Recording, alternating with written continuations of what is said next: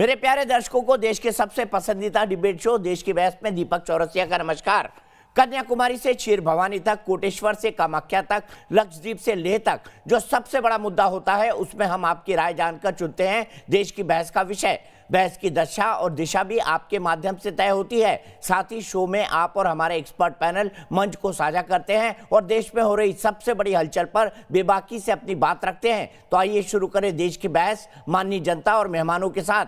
आज आपने देश की बहस का जो मुद्दा तय किया है वो है पीएफआई के आतंक का जाल कैसे फैल रहा है। इसे 86% लोगों ने वोट देकर देश की बहस का मुद्दा बनाना चाहा है। किसी भी कानून या फैसले को पहले एंटी मुस्लिम बता देना और फिर विक्टिम कार्ड खेलकर मुस्लिम समुदाय को संघ और सरकार का डर दिखाकर देश भर में भड़काना, पीएफआई का यही मॉड्यूल तमाम सुरक्षा और जांच एजेंसियों के लिए चुनौतियों का सबब बनता जा रहा है। हाल ही में पीएफआई के टॉप कैडर ने ऐसी जबान बोली जिससे युवाओं को भड़काने के लिए खास पैटर्न आजमाया। कहीं राम मंदिर को संघ का मंदिर बताया गया तो कहीं हिंदुत्व एजेंडे का आरोप मढ़कर अपने मंसूबे जाहिर किए। देश में खौफ की बोली बोलने वाले पीएफआई के लोग लगातार एक समुदाय विशेष का ब्रेन वॉश करने में जुटे हैं। सवाल है, क्या ये एक नए तरह का मॉड्यूल है?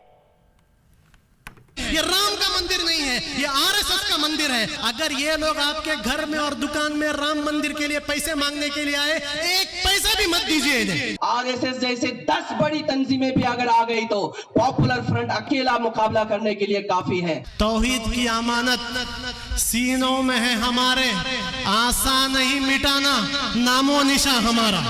ये इंडिया की मुस्लिम कम्युनिटी को आज लीड लेना होगा और आज पॉपुलर फ्रंट ऑफ इंडिया वो लीड ले रहा है। पीएफआई यानी पॉपुलर फ्रंट ऑफ इंडिया के अनीस अहमद समेत इन लोगों का dangerous anti India movement agenda अब सामने आता जा रहा है। देश भर में घूम घूम कर ये देश के खिलाफ हेट स्पीच दे रहे हैं और आतंक का एक बड़ा जाल फैलाने का नापाक खेल खेला जा रहा है। क्या आप सरेंडर करेंगे? तो आपका जवाब क्या है? सरेंडर करेंगे? सरेंडर करेंगे? एक धर्म विशेष के जहन में जहर भरकर दूसरे धर्मों के खिलाफ ब्रेन वॉश किया जा रहा है। अगर आपको जरूरत पड़ी आप आवाज दीजिए। ऑल इंडिया इमाम्स काउंसिल इंशाअल्लाह हर मैदान में सबसे पहले शक में अपने उलमा के साथ खड़ी रहेगी। आरएसएस जैसे 10 बड़ी तंजीमें भी अगर आ गई तो पॉपुलर फ्रंट अकेला मुकाबला करने के लिए काफी है। यह आतंक का अड्डा और किसी का नहीं, पीएफआई का है, जिसने देश के खिलाफ खौफ का माहौल पैदा करने का नया टारगेट रखा है। और ये समय आ गया है जब पीएफआई और एसडीपीआई को प्रतिबंधित कर दिया जाए। वो राष्ट्रहित में होगा क्योंकि इनकी गतिविधियां दिन पर दिन आपत्तिजनक होने के साथ साथ राष्ट्र विरोधी भी हैं। पीएफआई पर लगातार आतंकवादियों को फंड करने के भी गंभीर आरोप लगे हैं। यही नहीं, इनके तार आईएसआई और विदेश के आतंकियों से भी जांच के घेरे में हैं। इसलिए पीएफआई से जुड़े आतंकी लगातार सुरक्षा एजेंसियों के निशाने पर हैं। लगातार कार्रवाई होने के बावजूद ये लोग हर दिन देश विरोधी मुहिम चलाए हुए हैं। देश की बहस में आज पीएफआई के खौफनाक सच और इरादों पर खास चर्चा है।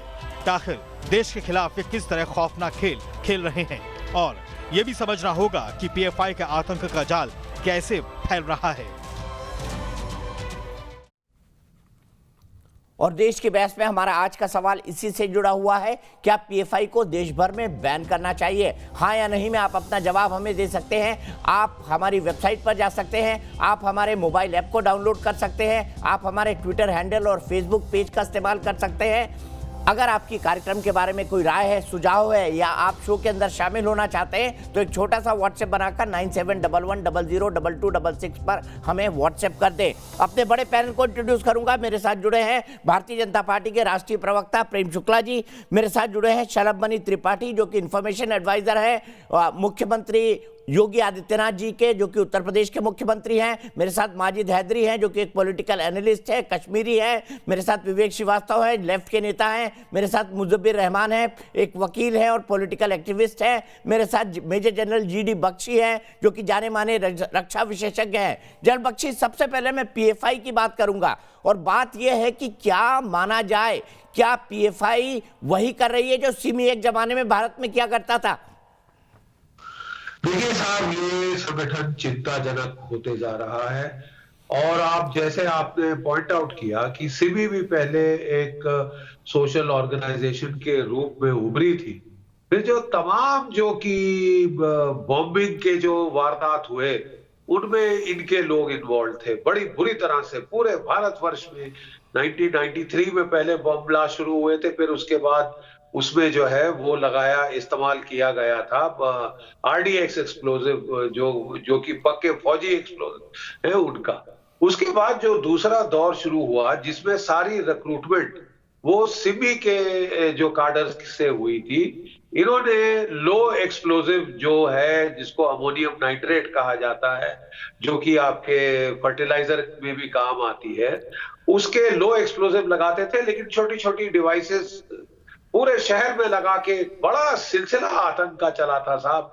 दिल्ली में बॉम्ब ब्लास्ट, मुंबई झावेरी बाजार में बॉम्ब ब्लास्ट, अहमदाबाद में बॉम्ब ब्लास्ट, हमारे बेंगलुरु में बॉम्ब ब्लास्ट, कलकत्ता तक बॉम्ब ब्लास्ट, ये जो जयपुर था में ये एक बड़ा ही खतरनाक सिलसिला शुरू हुआ था। तो अब चिंता की विषय ये है कि PFI भी सोशल ऑर्गेनाइजेशन के तौर पे जो स्टार्ट हुई है ये उसी राह पे जा रही है, और अगर ऐसे ही चलता रहा तो इस पे कड़ा कदम उठाना पड़ेगा। मुजिबुर रहमान समय आ गया है। समय आ गया है। मुजिबुर रहमान, शाहीन बाग में भी PFI के हाथ होने की बात आई थी, और आप लोगों को पता है कि शाहीन बाग में कितनी ऐसी जगह थी जहां पर PFI के दफ्तर थे, बाकायदा उन पर रेड भी हाल ही के जमाने में हुई है। कैसे देखेंगे आप PFI की गतिविधियों को? क्यों आपको नहीं लगता कि एक एंटी नेशनल है और आप जैसे लोगों को इस ऑर्गेनाइजेशन से दूर रहना चाहिए?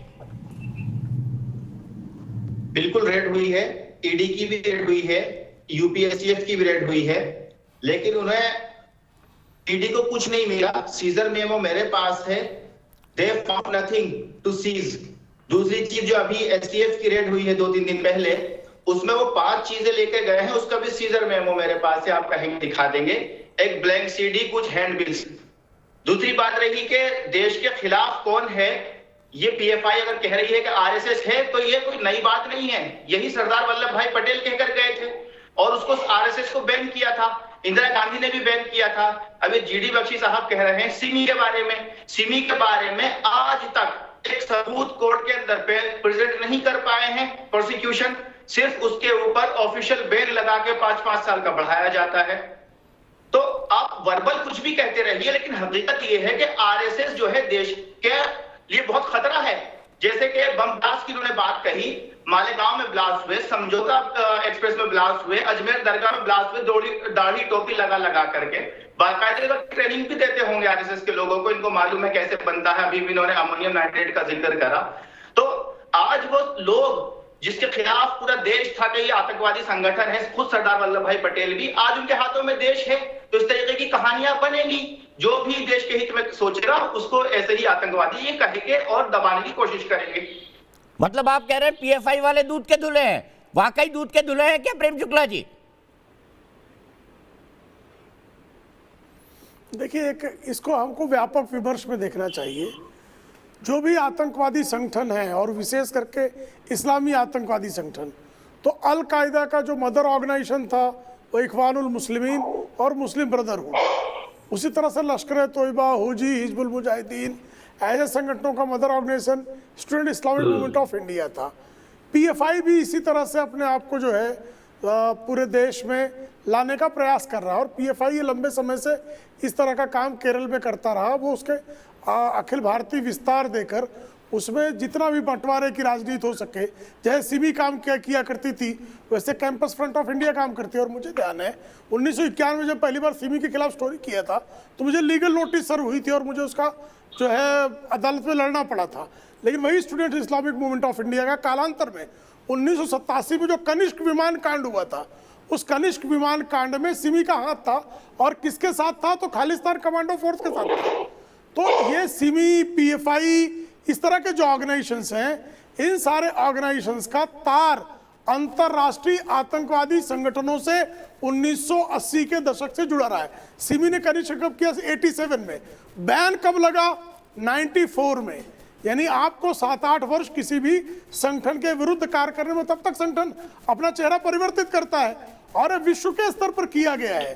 अलकायदा भी अपने चेहरे बदलता है और हमेशा जो है वो दूसरे संगठनों पर आरोप लगाएगा और वो पुलिस पर आरोप लगाएगा, एजेंसियों पर आरोप लगाएगा। ये जो अलकायदा का ऑपरेटिंग मैनुअल है, जो इस्लामी आतंकवादी संगठनों का ये मैनुअल है कि आप निर्दोषों को आरोप लगाओ, खुद अपराधियों के साथ खड़े हो जाओ, आतंकवाद मचाओ, कौमी जिहाद करो, लोगों की हत्याएं करो और निर्दोषों की हत्याएं करके फिर स्वीकारों की तरह खुद को कह दो हम तो बहुत धुले हुए हैं। और उनके कपड़े धुलाई करने के लिए विवेक श्रीवास्तव जैसे क्रिएटिव जो लगातार जो है पूरी दुनिया में आतंकवादी संगठनों के लिए कवर फायर देने के लिए। ठीक है, आप तालिबान की बात कर रहे हैं, मुझे बताइए पीएफआई किसने क्रिएट किया? विवेक श्रीवास्तव जी बताइए पीएफआई किसने क्रिएट किया? बताइए, इसका जवाब दीजिए। अगर आप तालिबान की बात कर रहे हैं तो मुझे ये बताइए पीएफआई किसने क्रिएट किया? 20 सेकंड दे दीजिए सर आप। बिल्कुल, हम तालिबान पीएफआई सब पे आएंगे। अरे सर, अब मेरे को 20 सेकंड दे दीजिए कृपा करके।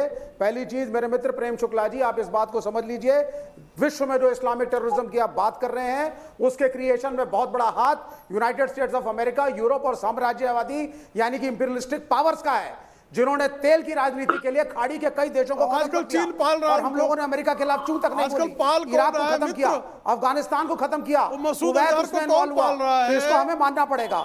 दूसरी बात सर, मुझे बोलने दे, मैंने आप पाकिस्तान को कौन सुनिए, इसको इंटेलेक्चुअली देखिए पहले आप। तो कहीं ना कहीं तालिबान को कम्युनिस्ट रशिया के खिलाफ अमेरिका ने खड़ा किया, कम्युनिस्ट रशिया लड़ता रहा। उस समय के अफगानिस्तान के जो राष्ट्रपति थे नजीबुल्लाह जी, उनको मार के तालिबान ने लटका दिया। कृपया बताएं, एम्बेसी के अंडर, रशियन एम्बेसी में अफगानिस्तान में। आपके आराध्य देवता सिंपली इस्लामिक टेररिज्म को ये नाम देना कि सारे मुसलमान जो गल्फ में हैं वो आतंकवादी हैं, ये सारे इस्लामिक टेररिस्ट हैं, ये गलत चीज है। इकोनॉमिक कारणों से, पॉलिटिकल कारणों से आतंकवादी पैदा होता है। आपने सिमी को बैन किया, आपका पीएफआई आप कह रहे हैं आप पीएफआई को के खिलाफ लेफ्ट फ्रंट की सरकार ने काफी एक्शन भी लिया, केस टू केस हमने एक्शन लिया। अरे सर सुनिए, शांत होकर के। तब भी वकालत कर रहे हैं आप, आपने एक्शन लिया, आप भी वकालत कर रहे हैं। पीएफआई ने केरल का कितना नुकसान किया आप नहीं जानते क्या? पीएफआई ने केरल का कितना नुकसान किया आप नहीं जानते क्या? जी जी जी, हाँ मैं बता रहा हूं, आप मुझे बोलने दें सर, मुझे बोलने दीजिए प्लीज। बिल्कुल, हमने उसके खिलाफ कार्रवाई भी करी, जहां गलत लगा लोगों को पकड़ा भी, लेकिन मेरा यह मानना है आतंकवाद को रोकना है अगर, तो उसको ये बैन करने से और ये जो जिस तरह के ड्रैकोनियन लॉज को लगा लेने से और डर दिखाने से आतंकवाद समाप्त नहीं होता। हमारे को माहौल ऐसा पैदा करना पड़ेगा कि देश में सेकुलर व्यवस्था रहे, हिंदू और मुसलमान एक दूसरे पे विश्वास करें। आरएसएस और हिंदुवादी संगठन जो है ये खुद एक डर भी पैदा करते हैं जिससे गलत रास्ते पर मुसलमान लड़के चलते हैं, और वाइस वर्सा भी है। एक ही सिक्के के दो पहलू हैं, एक तरफ हिंदुवादी संगठन, एक तरफ गजब बात करते हैं। आप कह रहे हैं आपने पीएफआई पर कार्रवाई की, लेकिन पीएफआई की वकालत आप करेंगे। गजब बात करते हैं विवेक श्रीवास्तव जी, गजब बात करते हैं। जल बख्शी कुछ कहना चाहते हैं, उनके पास जाऊंगा। जल बख्शी, एक तरफ ये कहते हैं उन्होंने पीएफआई पर कार्रवाई की, दूसरी तरफ ये कहते हैं कि हमको उनको और ह्यूमनली सोचना पड़ेगा, आतंकवादियों को ह्यूमनली सोचेंगे हम, ये कह रहे हैं विवेक श्रीवास्तव। देखिए, मैं बताना चाहता हूं, ब्रॉडर पिक्चर में बात कर रहा हूं सर कि ये कड़े कानून लगाने से नहीं तो मतलब आप ही बोले जाएंगे अब। विवेक जी सुन लीजिए ना, जल बख्शी क्या कह रहे हैं। सुनते हैं आपकी स्पीच। Thank you. नहीं आप बोलिए। साहब, मैं कह रहा था कि दो किस्म की ऑर्गेनाइजेशंस होती हैं। एक होती है इंसाइटरी, जिनका काम होता है भड़काना, रिक्रूट्स पैदा करना टेररिस्ट ऑर्गेनाइजेशंस के लिए, उनको मोटिवेट करना, उनको उकसाना, उनको ट्रेनिंग देनी। और आजकल तो साहब जब से आईएसआईएस बनी थी, ये नेट पे इतना प्रचलित हो गया है कि ज्यादातर जो हमारे रिक्रूट्स जो पीएफआई में आते हैं वो इसी आईएसआईएस के भड़काऊ जो भाषण हैं, जो बयान हैं, जो बॉम्ब मेकिंग मॉड्यूल्स जो नेट पे सिखाते हैं, उनको लेके साहब ये फ्रंटलाइन ऑर्गेनाइजेशंस बनती हैं। और जो टेररिस्ट तंजीम्स की रिक्रूटमेंट होती है वो इन इंसाइटरी और जो ऑर्गेनाइजेशंस हैं जो इंसाइट करती हैं, उनके वहां से होती है। मेरा काफी टाइम इंटेलिजेंस, मिलिट्री इंटेलिजेंस में भी हमने काम किए हैं, तो हमको मालूम है। एक होती है जो कि जो एजेंसीज होती हैं, जो टेररिस्ट तंजीमें होती हैं, उससे भी ज्यादा खतरनाक साहब ये इंसाइटरी ऑर्गेनाइजेशन होती है, जो इंसाइट करती है, बरगलाती है, भड़काती है। थोड़ा सा दिशा रवि पे भी बोल दीजिए, उसको भी भारत सरकार ने इंसाइट करने वाला कहा। गुमराह करती है, जो बरगलाती है बेचारे नौजवानों को, उनकी जिंदगियां बर्बाद करती है साहब, बर्बाद कर देती है उनकी जिंदगी और उनको धकेल देती है एक ऐसे रास्ते में, एक ऐसी दलदल में जिससे कोई उभर के इंसान आ नहीं सकता। यहां से लोगों को भेज रही है Iraq, Syria, Libya, Afghanistan, sorry, जिंदगी तबाही जो है, इनकी तबाही मचा दी है आम लोगों की, शरीफ लोगों की जिंदगानी में, उनके बच्चों का सत्यानाश कर दिया है। अब समय आ गया है कि ऐसी ऑर्गेनाइजेशंस को खुलेआम इस तरह की छूट ना दी जाए। इस तरह इंसाइट करना, बरगलाना, मिसलीड करना, मिसगाइड करना और टेररिस्ट ऑर्गेनाइजेशंस का फीडर ऑर्गेनाइजेशन बन जाना, ये जो है, ये बहुत ही, मैं समझता हूं ये फर्स्ट लाइन है टेररिज्म की, और इसके खिलाफ अगर इनको अनचेक्ड ऑपरेट करने दिया तो आप टेररिज्म को कभी खत्म नहीं कर पाएंगे। बिल्कुल सही। और फिर जो डू गुडर्स हैं हमारे, वो बीच में कूद पड़ते हैं, हमारे जो सेक्युलर हैं, हमारे जो लिबरल हैं, जो लेफ्टिस्ट हैं। एक अच्छा माहौल भी देश में नहीं बनाया जिसमें किसी कम्युनिटी, और कितना अच्छा माहौल चाहिए विवेक श्रीवास्तव जी, और कितना अच्छा माहौल चाहिए। मैं सीधे माजिद हैदरी के पास चलूंगा। माजिद हैदरी, पीएफआई जैसे ऑर्गेनाइजेशन के साथ क्या करना चाहिए आप बताइए, या आप भी उनकी वकालत करेंगे कि यंगस्टर्स देश के साथ जुड़े रहे। दीपक भाई, पीएफआई की जो और जो भटके युद्ध थे उनको वापसी भी दी गई। देखिए दीपक भाई, पीएफआई की जो विचारधारा है ना, उस विचारधारा से जो राष्ट्रवाद की मधुरता टपकती है, राष्ट्रवाद, मैं तो कहता हूं कि मधुशाला छोटा शब्द पड़ता है इसकी विचारधारा को समझाने के लिए। राष्ट्रवाद, लेकिन जी बिल्कुल, मेरे कानों ने सही सुना क्या? राष्ट्रवाद टपकता है, पीएफआई से राष्ट्रवाद टपकता है। मैं अभी एक एक करके सुनाता हूं उनकी बाइट, एक एक करके सुनाता हूं, रुक जाइए अभी। राष्ट्रवाद टपकाता हूं मैं उनके मुंह से, अभी टपकाता हूं राष्ट्रवाद, अभी टपकाता हूं राष्ट्रवाद। देखें, आप तो बात पूरी सुनते नहीं। जनरल बख्शी साहब ने बड़ी अच्छी बात कही कि ये भाजपा वाले भारत से अफगानिस्तान भेजते हैं अजहर मसूद साहब को। मैं तो आज जनरल बख्शी साहब को सैल्यूट करता हूं, इन्हें आज इस मंच पर माना कि भाजपा की सरकार ने अफगानिस्तान भेजा यहां से अजहर मसूद को। इससे बड़ा सैल्यूट क्या हो सकता है कि जनरल बख्शी साहब ने आपके मंच पे बात मानी, कहा भेजा जाता है भारत से अफगानिस्तान, ये इनने माना। आज देखिए, भाजपा का तो आज एक्सपोज जनरल बख्शी साहब ने किया। पीएफआई राष्ट्रवाद पार्टी है, वो पूरा सबों को पता है। अब प्रॉब्लम क्या रही है इस देश में? इस देश का मुसलमान टीपू सुल्तान हो या कि उपराष्ट्रपति हामिद अंसारी हो, उसका सबसे बड़ा गुनाह उसका धर्म है। एपीजे अब्दुल कलाम का नाम भी ले लेते, उनका नाम नहीं लेंगे आप, क्योंकि वो सही मायने में राष्ट्रवादी मुसलमान थे। एपीजे अब्दुल कलाम का नाम नहीं लेंगे आप उन्हीं लोगों का नाम लेंगे जो देश विरोधी सोच रखते हैं। माजिद हैदरी, अरे जिस मुसलमान ने इस देश में जबान खोली उसका पावर छीन लिया गया, पहचान छीन ली गई। आमिर खान साहब ने एक दफा कहा कि मुझे डर लगता है इस देश में, उन्हें अतिथि देवो भव से अलग कर दिया। ठीक है, शाहरुख खान साहब ने एक दफा जबान खोली, वानखेड़े स्टेडियम बैन कर दिया। भाई, इस देश में जो मुसलमान बात करता है फिर तो पीएफआई भाषण देता है, पीएफआई को तो बैन करने की ठीक है। मैं सीधे शलभ मनी के पास चलता हूँ। शलभ मनी उस राज्य से है जहां पर सबसे ज्यादा पीएफआई की एक्टिविटीज है। शलभ मनी जी, आप क्या इसको राष्ट्रवादी संगठन मानते हैं जैसे माजिद हैदरी वकालत कर रहे हैं? दीपक जी, बहुत बाद में आपने मुझे वक्त दिया, उम्मीद करूंगा थोड़ा समय मुझे मिलेगा अपनी बात रखने का। अभी मैं तमाम सारे विद्वान प्रवक्ताओं की बात सुन रहा था। एक चर्चा ये निकल कर आई कि आखिर गुमराह किया जाता है और गुमराह करके नौजवान जो होते हैं वो आतंकवाद की तरफ बढ़ जाते हैं, या कोई पाल रहा होता है, कभी अमेरिका पाल रहा होता है, कभी कोई रशिया पाल रहा होता है। मेरा बस एक सवाल है कि पालने के लिए एक खास तबके के लोग ही क्यों मिलते हैं? एक खास तबके के लोग ही गुमराह क्यों होते हैं? कश्मीरी पंडितों से ज़्यादा अत्याचार किसके ऊपर हुआ? क्या वो आतंकवादी बन गए? क्या वो गुमराह हो गए? और जहां तक बात आज हम चर्चा कर रहे हैं पीएफआई की, आज नंदू जी जो कि राष्ट्रीय स्वयंसेवक संघ के कार्यकर्ता थे, 4 दिन पहले उनका एक प्रतीकात्मक एक जुलूस निकला पीएफआई का, जिसमें प्रतीकात्मक आरएसएस के लोगों की हत्या करते हुए दिखाया गया। पूरे दुनिया ने यह जुलूस देखा। और आज नंदू जी जो स्वयंसेवक है, खुद वहां केरल की पुलिस इस बात को इन्वेस्टिगेट कर रही है, इस बात का खुलासा कर रही है कि जो पीएफआई से जुड़ा बड़ा जो ऑर्गेनाइजेशन है उसने स्वयंसेवक की बहुत बेरहमी से हत्या कर दी है। क्या इसके बाद भी आपको सबूत चाहिए? आप कह रहे हैं कि यूपी एसटीएफ ने छापेमारी की, कुछ नहीं मिला, तो आप तो जितनी बड़ी बड़ी अदालतें हैं वहां के चक्कर काट के चले आए, लेकिन आज भी जो आपका रऊफ है, जिसको आप अपना जो भी मानते हो, वो हमारे कब्जे में है। आज भी जो कप्पन है जिसके यहाँ राहुल गांधी गए थे, आंसू बहा के आए थे। अरे सुनिए, बीच में टोकिए मत, मैंने आपको बीच में टोका नहीं। आपका जो कप्पन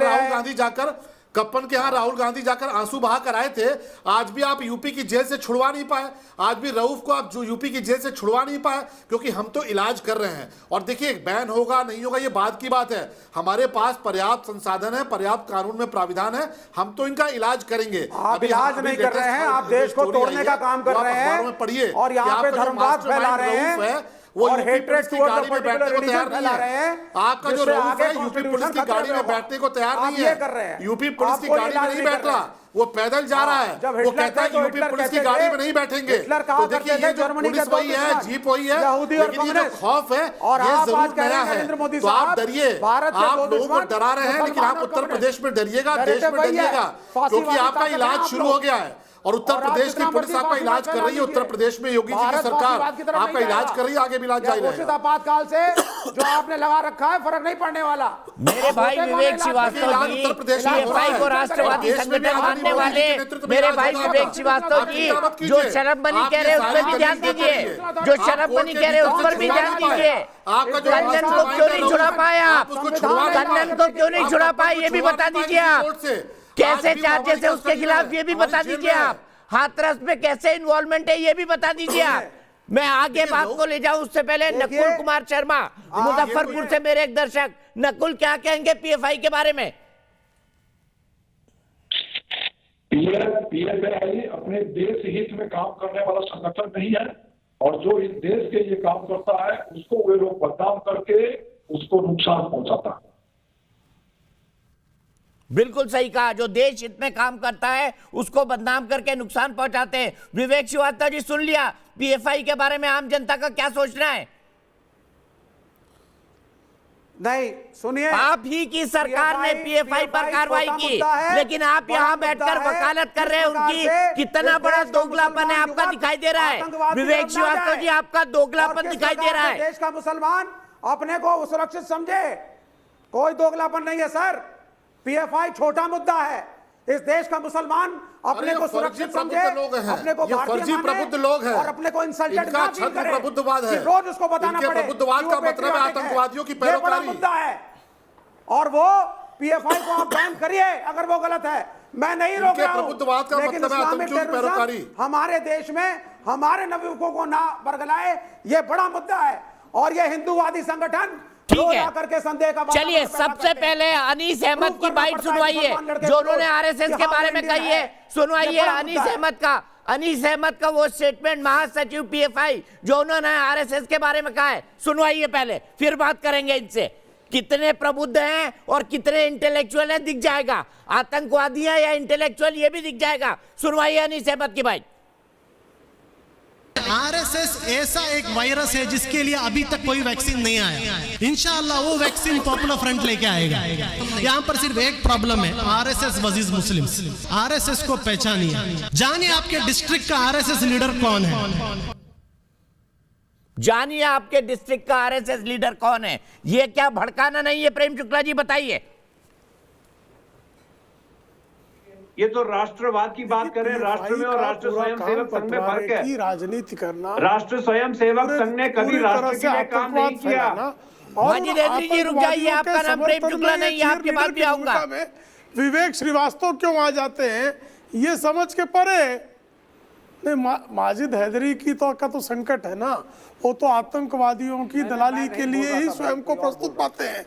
तो आतंकवादियों के दलालों को हमेशा जो है भारत की जो राजनीतिक व्यवस्था है, अफगानिस्तान जो लोकतांत्रिक बल से प्राप्त संवैधानिक सरकार चल रही है, उसको संप्रभु सरकार के विरुद्ध जो है गरल उगलना, मैं समझ सकता हूँ, वो आप भूल जाते हैं। तो श्रीगालों से जो है। माजिद हैदरी जी रुक जाइए एक मिनट, आपके पास आऊंगा। बोलिए प्रेम शुक्ला जी, आपकी बात सुन के माजिद हैदरी को 440 वोल्ट का करंट लगा है। नहीं, इनका संकट है ना। देखिए, आतंकवाद की पैरोकारी का जिसका कारोबार हो, जिसका उदर निर्वाह यानी अपना पेट पालने का एकमात्र साधन आतंकवादियों के लिए चीयर लीडिंग करना हो, उससे तो यही अपेक्षा है। लेकिन विवेक श्रीवास्तव जो है, जिस पीएफआई के खिलाफ उनकी सरकार कार्रवाई करती है, उसी की आरती क्यों उतारने लगते हैं? इनका संकट है ये शी जिनपिंग के हम आतंकवाद के फेवर में नहीं बोल रहे हैं। जिसमें पाकिस्तान का लाभ हो, जिसमें अलगाववाद का लाभ हो, जिसमें आतंकवाद का लाभ हो, जिसमें अराजकतावाद का लाभ हो, जिसमें हिंसावाद का लाभ हो, तो क्यों उसका समर्थन करने लगते हैं?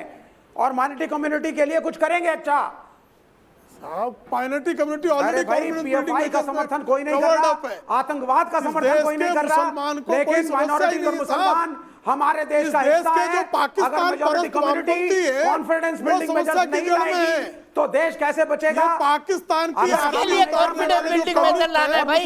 ये भारत पाकिस्तान की बात हो रही है क्या? ये भारत पाकिस्तान की बात हो रही है क्या? शरब, मैं आपके पास आना चाहूंगा। शरब, मुझे बताइए, अभी तक जो पीएफआई की जांच हुई है, क्या क्या तथ्य सामने आए हैं अभी तक की जांच में, बताइए। विवेक श्रीवास्तव को भी सुना दीजिए। देखिए, ईडी ने स्पष्ट तौर पर ट्वीट कर रखा है, ईडी का बयान आ चुका है, ईडी ने ट्वीट कर रखा है। अगर कोई आंख बंद करके नहीं देखना चाहता तो उसका कोई उपाय नहीं है, लेकिन ईडी ने स्पष्ट तौर पर बताया है कि बकायदे लेन देन हुआ है, हवाला के जरिए पैसा आया है, जो रऊफ इनका मास्टरमाइंड विशाखापत्तनम से पकड़ा गया, जिसको उत्तर प्रदेश की पुलिस अपना लेकर आई है, उसके पास से करोड़ों रुपए का लेन देन हुआ है। और हाथरस की घटना के बहाने ये पूरी की पूरी साजिश रची गई थी दंगे कराने की, उत्तर प्रदेश को नफरत की आग में झोंकने की। लेकिन आप हंसते रहिए, आप हंसते रहिए, हम तो इलाज करेंगे और आप रोएंगे, चिंता मत कीजिए, इलाज हम कर रहे हैं, लगातार इलाज कर रहे हैं। आप कोर्ट में जाके रो रहे हैं, लेकिन ना तो रऊफ को छुड़ा पाए ना कप्पन को छुड़ा पाए। कप्पन वही है जिसके यहाँ राहुल गांधी रोने गए थे, जब आप उसको भी नहीं छुड़ा पाए। हम तो लगातार कार्रवाई कर रहे हैं और आपकी हंसी के पीछे कितनी रुलाई छुपी है पूरा देश जान रहा है। क्या आपकी हंसी के पीछे, ये जो आपकी मगरमच्छी हंसी है, इसके पीछे कितनी रुलाई, कितने आंसू छुपे हैं, वो पूरा देश देख रहा है। जो उत्तर प्रदेश की सरकार तो कार्रवाई कर रही है, आप कोर्ट में जाके गुहार लगा रहे हैं, आप प्रेस नोट जारी कर रहे हैं, आप लगातार बयान दे रहे हैं कि उत्तर प्रदेश में पीएफआई का शोषण हो रहा है। ऐसे संगठन का जो फैलाते हैं, ऐसे संगठन जो आतंकवाद फैलाते हैं, उनको आंसू बहाएंगे, उनका शोषण करेंगे हम। के हिसाब से करिए आप। सीधे में चलता हूँ मुजबिर के पास। मुजबिर, आप कह रहे हैं सीजर मेमो आपके पास है, सीजर में कुछ नहीं मिला शाहीन बाग के अंदर, तो मुझे बताइए इतने लोग अरेस्ट क्यों हैं, जमानत क्यों नहीं मिल रही उनको, ये भी बता दीजिए। आपको कोर्ट से जमानत क्यों नहीं मिली, इसका जवाब दीजिए। आप झूठे हैं क्योंकि आप उसको देखना नहीं चाहते, आप उनके पैरोकार ये भी बता दीजिए कि इतने लोग जो गिरफ्तार हैं उनको जमानत क्यों नहीं मिल रही, अगर सीजर मेमो में कुछ नहीं मिला तो ये भी बताइए मुजबिर।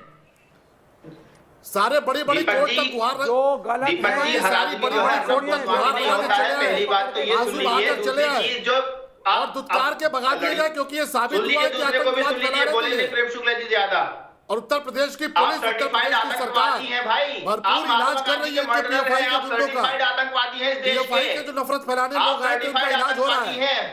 नाथुराम गोडसे के कुपुत्र आज ये जो रऊफ है, ये जीप में बैठने से मना कर दिया उसने उत्तर प्रदेश पुलिस की। देश को ये शर्म ये दहशत तो इस कदर इनके अंदर है। सर्टिफाइड उत्तर प्रदेश की सरकार इलाज कर रही है, आप दौड़ते रहिए, आप भागते रहिए। सर्टिफिकेट भी बांटते हैं देशभक्ति का, आप सर्टिफाइड आतंकवादी हैं, आपको मालूम आयोग नहीं के है चक्कर काटते रहिए, अदालतों के चक्कर काटते रहिए, प्रेस कॉन्फ्रेंस करते रहिए, प्रेस नोट जारी करते रहिए, हम माकूल इलाज कर रहे हैं। उत्तर प्रदेश की पुलिस माकूल इलाज कर रही है आपके पीएफआई के दंगाइयों का, अदालत और भरपूर इलाज कर रही है नहीं रहा। अभी तो भरपूर इलाज होगा। प्रेम शुक्ला नहीं आप जितनी वकालत कर सकते हो, जितनी फंडिंग करा सकते हो करा लो, अदालत में है तो आपको जितनी टेरर फंडिंग करा सकते हो करा लो, लेकिन उत्तर प्रदेश में इलाज हो रहा है, आगे भी जारी रहेगा। अच्छा, मैं एक और स्टेटमेंट सुनवाता हूँ, एक और स्टेटमेंट सुनवाता हूँ अनीस अहमद का, एक और स्टेटमेंट सुनवाता हूँ। सुनाइए बबल 3 वाला स्टेटमेंट। मुस्लिम कम्युनिटी आज भी जिंदा है, सुनवाइए क्या कहा था उन्होंने और कैसे भड़काया था मुस्लिम समुदाय को। सुनवाइए अनीस अहमद, पीएफआई के महासचिव, क्या कहते हैं।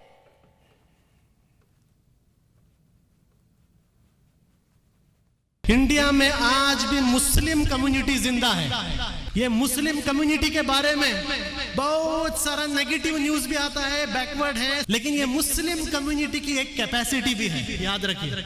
तौहीद की अमानत सीनों में है हमारे, आसान नहीं मिटाना नामो निशा हमारा। ये इंडिया की मुस्लिम कम्युनिटी को आज लीड लेना होगा, और आज पॉपुलर फ्रंट ऑफ इंडिया वो लीड ले रहा है। तो पॉपुलर फ्रंट ऑफ इंडिया वो लीड ले रहा है। माजिद हैदरी, बड़ी शहद वाली भाषा थी है, शहद टपक रहा था उनके मुंह से, ऐसा ही लगा होगा आपको कि शहद टपका रहे हैं वो। कोई मुस्लिम्स के लिए लीड ले रहा है, आपको क्या दिक्कत हो गई दीपक जी? आरएसएस के लिए क्या कह रहा है ये भी बता दीजिए मुझे भी रहमान। आरएसएस के लिए सरदार पटेल ने क्या कहा था वो बता दीजिए कि ये देशद्रोही संगठन है, ये आतंकवादी संगठन है, इसे बैन कर देना चाहिए। बैन किया था, उसके बाद क्या हुआ था ये भी बता दीजिए थोड़ा। अभी भी बैन करिए, आज नहीं क्या हुआ था बैन करने के बाद ये भी बता दीजिए ना। अदालत ने वो बैन क्यों हटाया ये भी बता दीजिए, ये भी बता दीजिए कि अदालत ने वो बैन क्यों हटाया। सोचना है देश के हित में सारे आरएसएस के लोगों को सदाए काला पानी होना चाहिए। आज अगर आज सरदार सबसे पहले मुजब्बिर रहमान को नहीं होना चाहिए, पकड़ करके काले पानी की सजा हुई होती। सबसे पहले मुजब्बिर रहमान को नहीं होनी चाहिए। सरदार वल्लभ भाई पटेल का नाम का स्टेडियम भी बदल दिया, ये अंदर से उनकी नफरत है, क्योंकि वो उनके बारे में सही बात सोचते थे, सही बात देश को बता गए। और उन्हीं सरदार पटेल की दुनिया की सबसे ऊंची मूर्ति केवड़िया में उसी प्रधानमंत्री ने लगवाई, वो भूल गए आप। आपको लीडर तो चाहिए ना अपना बनाने के लिए। अच्छा अब देखो, अब पलट गए संगीत रागी जी। ये कब तक बोलते रहेंगे, ये कब तक बोलते रहेंगे कि आरएसएस के खिलाफ सरदार वल्लभ भाई पटेल ने कहा था, कब तक बोलते रहेंगे संगीत रागी जी?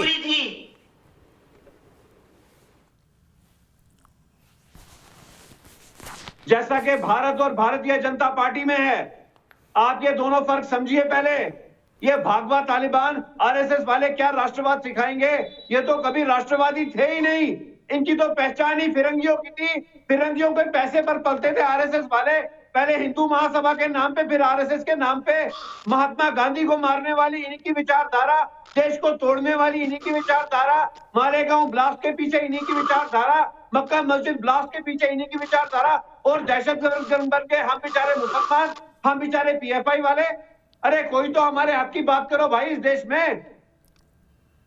संगीत रागी जी, इतना बुरा है आरएसएस? मैं तो बुराई सुन सुन के मेरे कान पक गए आज। 1 मिनट में आ रहा हूं जनरल बख्शी आपके पास। सबसे पहली बात तो तथ्यात्मक तौर पे गलत है कि सरदार पटेल जी ने आरएसएस को आतंकवादी संगठन कहा था। उन्होंने इसे देशभक्त संगठन कहा था और कांग्रेस पार्टी में इसे सम्मिलित 4 फरवरी 1948 को सरदार पटेल ने बैन कर दिया आरएसएस। मैंने हस्तक्षेप नहीं किया था, यही फरवरी का महीना था। माजिद हैदरी जी 1 मिनट सुन लीजिए ना। आपने अपनी तकरीर रख दी, दूसरे को भी सुन लीजिए, माजिद हैदरी जी। मुझे पता है आप पीएफआई के मेंबर हैं, मुझे पता है आपको दर्द हो रहा है, आप पीएफआई के मेंबर हैं, दर्द हो रहा है आपको, मुझे पता है आपको दर्द हो रहा है, लेकिन संगीत रागी जी को सुन लीजिए।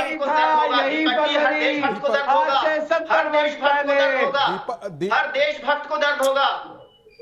आप और देशभक्त माजिद हैदरी क्यों मजाक कर रहे हैं? दीपक जी बिल्कुल, मैं तो हूँ ही, मैं तो राष्ट्रवादी पहले से हूँ, मैं तो देश के लिए हमेशा खड़ा रहा हूँ, एक स्वतंत्र मैं तो संगठन की बात नहीं कर रहा हूँ, मैं तो एक समुदाय विशेष की बात कर रहा हूँ जिसका धर्म ग्रंथ, जिसका धर्म आतंकवाद की शिक्षा देता है, और ये मैं खुले तौर पर बोल रहा हूं। उसकी क्या कीजिएगा जो दुनिया में सिर्फ इस्लाम और इस्लाम के नाम पर पूरी दुनिया को दहशतगर्दी में और हिंसा में झोंक दिया है। जब तक उस पर पाबंदी नहीं लगेगी, जब तक उस पर आपने तो हिंदू राष्ट्र के नाम पर देश को तोड़ने का नहीं लगेगा, कर दिया, दुनिया में कभी शांति नहीं हो सकती है। की आप बात लाते कैसे? क्योंकि एक धर्म पूरे दुनिया में हिंसा का पर्याय बन जाए, आप पहले इसका मतलब है कि उसके अंदर कुछ न कुछ तो ऐसे बीज हैं। नहीं करूंगा, क्षमा मांगे। जैसे आज आप संविधान के खिलाफ बात करते हैं, हिंदू राष्ट्र की बात करते हैं, आप देश को तोड़ने की बात करते हैं जब आप हिंदू राष्ट्र की बात करते हैं। तो कहता आप हूं, अम्बेडकर के, मैं आज नेहरू भी के, हिंदू गांधी के राष्ट्र की बात संविधान को करूंगा, अपमानित करते हैं जब आप हिंदू राष्ट्र की बात करते हैं। दुनिया में शांति है। इस्लामिक राष्ट्र में दुनिया में शांति हो ही नहीं सकती। जहां जहां इस्लाम है वहां वहां अशांति है। इस्लाम शांति का पर्याय हो नहीं सकता। इस्लाम को मानने वाले शांति प्रिय हो। अच्छा, मैं दोनों को रोकूंगा, बहस को आगे बढ़ाऊं। उससे सबसे पहले जनरल बख्शी के पास चलता हूं। जनरल बख्शी, मुझे ये बताइए कि जहां जहां आतंक है वो इस्लाम से ही जोड़कर क्यों देखा जाता है? मुझे ये बात आज तक समझ नहीं आई। आपका क्या इंसाइट है? आपने क्या महसूस किया जब आप इंटेलिजेंस में थे, जब आप फौज में थे? मैंने पूरे खाड़ी की पॉलिटिक्स आपको विवेक श्रीवास्तव जी, रुक जाइए। आपने पॉलिटिक्स मुझे समझाई और मैंने ऑन ग्राउंड वहां जाके महसूस किया। मैंने इराक वॉर भी कवर किए मिस्टर विवेक श्रीवास्तव जी, और मैंने अफगान वॉर भी कवर किए। मुझे ना समझाएं प्लीज। जनरल बख्शी, मैंने भी कवर किया। देखिए जब आप वहां थे तब मैंने आपको कवर किया, जब आप टीवी पे आते थे। कह रहा हूं विवेक साहब, कुछ सीरियस कह रहा हूं, सुन लीजिए। देखिए, आज बहुत भारी जरूरत है, बोलिए सर, कि जो मॉडरेट मुस्लिम मेजॉरिटी है वो उभर कर सामने आए और वो अपोज करे ये जो नैरो, जो कि बहुत ही एक्सट्रीमिस्ट आइडियोलॉजीज जो आ रही हैं, जो इंसाइटरी आइडियोलॉजीज आ रही हैं, जो लोगों की, हमारे बच्चों की जिंदगियां तबाह कर रही हैं, उनको कभी इराक ले जाके सपने दिखा रही हैं, कभी सीरिया में जाके मरने भेज रही हैं, और वहां जाके वो ऐसी दलदल में फंसते हैं कि ना वो घर के लायक ना वहां के लायक, वो कहीं के नहीं रहते। इसमें साइलेंट मुस्लिम मेजॉरिटी को अपनी आवाज उठानी होगी। आप हमें बात करने का देते हैं, अभी पीएफआई बात करती है लोकतंत्र की, जो सुन तो लीजिए ना साहब, अरे सुन लीजिए। आप मॉडरेट इसमें जो कि इंसाइट करते हैं, इंसाइट करके आप छुप जाते हैं। हम इंसाइट और नहीं करते, बच्चों हम को अपने आगे करते हैं जो इम्प्रेशनेबल है और उनको मरवाते हैं साहब। I am sorry, I have very low regards for people. अगर आप वाकई कोई आइडियोलॉजी को इतना कमिटेड हो, मानते हो, उठाओ हथियार और लड़ो, ठीक है, लेकिन आप खुद नहीं लड़ते, आप औरों को मरने भेजते हो। ये है प्रॉब्लम, सबसे बड़ी प्रॉब्लम है। और शरीफों के बच्चों को लेकर पढ़ाई लिखाई में वो जाएं, उनसे उनको महरूम करके, उससे उनको बरगला के, उससे उनको बिल्कुल इंसाइट करके आप जो गलत रास्तों में लगाते हो, उनके हाथों में हथियार डलवाते हो, उनके हाथों में अमोनियम नाइट्रेट लगाते हो और खुद छुप के बयानबाजी करते हो। You are a coward. I have more respect for those people, at least to do what they believe in. दीदी साहब, आप जो है ना बरगलाते हैं शरीफों को, क्या हक है? जबकि एक शरीफ मुसलमान अपने बच्चे को पढ़ाना चाहता है, वो अपने बच्चे को अच्छी जॉब में देखना चाहता है, नॉर्मल जिंदगी लीड करते देखना चाहता है। आपके जैसे वो सीरिया में नहीं भेजना चाहता इस्लामिक फ्रंट के गुलाम बनने के लिए। सांस नहीं लेने देते, खाना नहीं खाने देते, तो उसका अभी बिरयानी दबा के बैठे होंगे आप, अभी बिरयानी दबा के बैठे होंगे माजिद हैदरी। आप 6 साल से हम भारतवर्ष के मसाइल का इलाज सीरिया में है क्या? मुझे बताइए। अभी बिरयानी दबा के बैठे होंगे माजिद हैदरी, झूठ बोल रहे हैं यहाँ पर। अभी बिरयानी दबा के बैठे होंगे माजिद हैदरी, झूठ बोल रहे हैं यहाँ पर कि खाना नहीं खा पा रहे। अच्छी खासी बिरयानी खाते हैं, अच्छी खासी बिरयानी खाते हैं, हमारा बिरयानी की आप बात करते हैं। मुझे बहुत आपत्ति है भाई, कौन सा गोश्त डाला था बिरयानी में? इतने दलेर हैं, ये हालत कभी भारत की नहीं थी 70 वर्षों। ठीक है, एक मिनट, एक और स्टेटमेंट सुनाता हूँ। अनीस अहमद, पीएफआई के महासचिव, राम मंदिर वाला स्टेटमेंट सुनवाइए एक बार फिर से, राम मंदिर वाला। आंखों में आंख डालकर बात करो। आपके सामने एक ही बात बताता हूं, जिस तरीके से एनआरसी को बॉयकॉट किया था, अगर ये लोग आपके घर में और दुकान में राम मंदिर के लिए पैसे मांगने के लिए आए, एक पैसा भी मत दीजिए इन्हें। मैं सारे मुस्लिम बिजनेसमैन से कहता हूं, 1 रुपया भी मत दीजिए इन्हें। ये राम का मंदिर नहीं है, ये आरएसएस का मंदिर है, और मुसलमानों के पैसे से आरएसएस के मंदिर में एक ईंट भी नहीं जाएगा इंशाअल्लाह। मांगे भी नहीं भैया किसी ने आपसे। अपराजिता जी, ये आरएसएस का मंदिर है, राम का नहीं, ये इस तरह के विचार कौन बोल सकता है?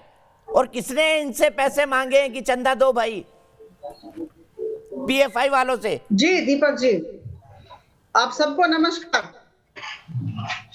आ रहा हूं संगीता कुछ जी। दिन पहले श्री गुलाम नबी आजाद जी का राज्यसभा मेंबर के तौर पर फेयरवेल हो रहा था। मैं लोकसभा की सदस्य हूं, सदन में ही बैठी थी। पता चला कि उन्होंने बहुत ही संजीदगी से, बहुत भावनात्मक होकर एक बात कही हमारे प्रधानमंत्री जी के सामने। उन्होंने अपने फेयरवेल स्पीच में कहा कि हम भारतीय मुसलमान सबसे सुरक्षित और प्रसन्न भारत में हैं। मैं ये कहना चाहती हूँ कि बहुत ही अच्छे भारतीय मुसलमान ही हैं, उनकी हम कद्र करते हैं और उनके साथ हम देश के विकास के पथ पर चल रहे हैं। लेकिन इसके साथ साथ अनीस अहमद जैसे लोग भी हैं, इसके साथ साथ पीएफआई है, इसके साथ साथ एसडीपीआई है। भारतीय जनता पार्टी की प्रवक्ता के हिसाब से जो भी 24 फरवरी को हुआ, आरएसएस कर्मी की हत्या की गई, एसडीपीआई जो एक पॉलिटिकल आर्म है पीएफआई का, इसकी मैं घोर निंदा करती हूं। और मुझे लगता है कि ये जो तुष्टीकरण की राजनीति को लेकर केरला राज्य सरकार चल रही है, यह उसकी विनाश का कारण होगा। कहां है तुष्टीकरण? जो हम सब पॉपुलर फ्रंट ऑफ इंडिया के बारे में जानते हैं, बाबरी मस्जिद डेमोलिशन 1992 के बाद 3 मुस्लिम ऑर्गेनाइजेशन साथ आए और पीएफआई का गठन हुआ। और आप देखें करीबन 2 सालों में किस तरह की वारदातें हो रही हैं पीएफआई की तरफ से। अभी कुछ दिन पहले 17 फरवरी की बात लीजिए, एक बड़ी सी रैली उल्लाल दक्षिण कन्नड़ में हुई और यहाँ की प्रशासन ने भी कहा कि इस तरह का नहीं होना चाहिए। एक खौफ का माहौल तैयार किया गया। और हम सब जानते हैं कुछ दिन पहले आरएसएस के किरदार, उन्हीं के लोग आरएसएस के किरदार बने और आरएसएस को मॉक किया गया। ये भी हम जानते हैं। ये कुछ दिन पहले मल्लापुरम केरला में किया गया और उस दिन भी राज्य सरकार चुपचाप बैठी हुई थी। तो मुझे लगता है कि ये तो मैंने इसमें क्या कहा जाए। आपको मैं और बता दूं, आपको अगर हम गिनती करनी शुरू कर दें तो पीएफआई के खाते में ऐसी बातें आएंगी कि हम सबको यह सोचकर आश्चर्य होगा कि केरला सरकार कर क्या रही है, क्या सोच रही है। आप सब जानते हैं, कुछ समय पहले की बात है, असद बदरुद्दीन और फिरोज खान जो उत्तर प्रदेश में अरेस्ट किए गए, ये पीएफआई से जुड़े हुए बंदे हैं। और बांग्लादेश का जो टेरर बेस्ड ऑर्गेनाइजेशन है जमात उल मुजाहिदीन, बिल्कुल झूठ, इनके साथ ये लोग जुड़े हुए थे। ये दोनों पीएफआई के मेंबर हैं।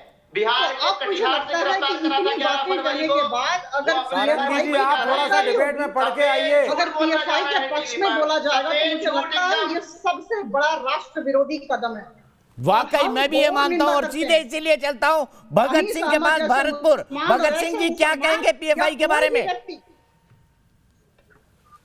सर मैं जैसा इनके मुंह से सुन रहा हूँ, ये बार बार आरएसएस को और ये सारे जो हिंदू संगठनों को ये टारगेट ये लोग कर रहे हैं। इन्होंने कभी अपने गिलेबान में झांक के देखा है? देश को तोड़ने के अलावा इसने कभी कुछ किया नहीं है।